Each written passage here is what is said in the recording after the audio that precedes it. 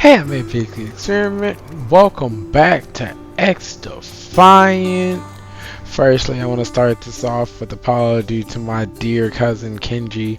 I somehow, someway cannot find the beautiful dub that me and you had in Xdefiant. I know I told you it would go up today. Um, yeah, but I can't find it. I'm not gonna lie. I'm gonna keep looking. I'm gonna hunt it down, but at the current moment, I have no idea where that bad boy is. So yeah, struggling to find it. But to everybody else, hello, hi. This is another game where I am showing off the beautiful cleaners of Xdefiant. This is a faction from the Division. If you do not know the Division, it is a beautiful Tom Clancy Ubisoft game about a post-apocalyptic, I guess you could say post-apocalyptic America. There was an entire crisis where a flu was spread using dollar bills on Black Friday. Yeah, so like the world kind of goes into shambles. It's pretty decent. So the cleaners from that story were people who were basically burning the dead bodies of the people who had the infection, trying to, just like the name says, basically clean up and keep other people from getting sick. So in here they have all types of fire abilities. Their fire bomb is basically a Molotov that gets thrown on the ground that causes AoE damage that's fiery. Their incineration drone is basically a drone that streaks fire like that streaks fire in a direct line.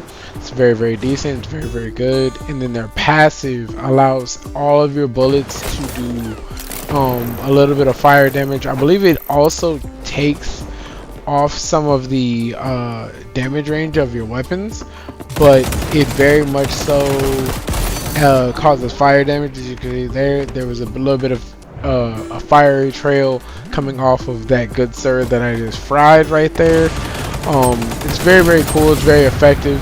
It's very good at what it does, because all of these effects, even if you die, even if you basically get the opposing player to low health, the fire damage normally does take them all the way to death. It's very good. It's very useful. My favorite way to use the cleaners whenever I was using them during the server test was to hold objectives, protect objectives, because it's very useful. It's also very good at clearing out objectives. If there's multiple people holding an objective and you're pulling up to it, you can throw in the incineration drone or run in and throw the firebomb and pretty much either cause the players to play further out or to readjust their strategy. It definitely helps put the defenders at a bit of a pace change so that they can't get really set and settled. So unless they pretty much can see you coming, you're really in good standing. The ultimate for the cleaners is a flamethrower known as the Purifier. Now, I got no good clips with this thing, I don't think, but from what I've seen from the amazing players in the All-Star series like TP and Pac-Man, Karma and Attach, and those FPS legends, FPS legends like that, there's very good uses to the Purifier. I just happen to not know how to do it. It's just not something that I end up getting into during the server test. So hopefully over time while playing Xdefiant, I will eventually dabble and find myself getting a nice little clip with them. As I said in one of my previous videos, Epsilon is my favorite faction. However, I thoroughly love this game, so I'm probably going to be trying out each and every faction. There's going to be videos with all of them, videos with all the guns, videos with probably all the attachments. As my name implies, I love to experiment and tinker, so you will be seeing a whole bunch of different builds. And yes, I've pretty much seen 30,000 pictures I'm exaggerating, obviously, but I've seen lots and lots of pictures of meta builds and builds that work and builds from pros. It's like, all right, cool, that's nice. But I'm a natural tinker, so I will definitely be building all sorts of crazy builds. I am definitely not a build video guy, so even if I do a certain build, I'm probably not gonna actually post it in a build video form because my builds are tweaked specifically for my play style. So if I feel like I have to move a little faster, I have it set up for speed. If I feel that my accuracy is off that day, I'll have marksman builds.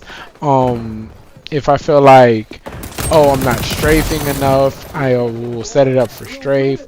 If I feel like, okay, I'm moving too fast, I will slow it down and have the actual gun be a little heavier and cause me to actually move a little slower. That way I have to focus my shots a little bit better.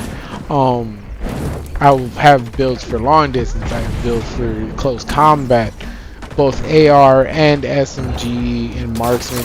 I really do try to have every gun with a build for almost any and every situation. I try to have a decent balance to all my guns.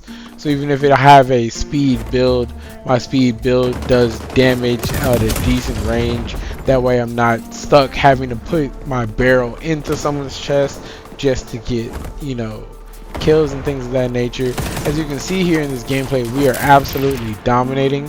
I don't know if the other team was just focusing on kills, because a lot of the server test was people just basically focusing on kills, focusing on the feel of the game, understandably.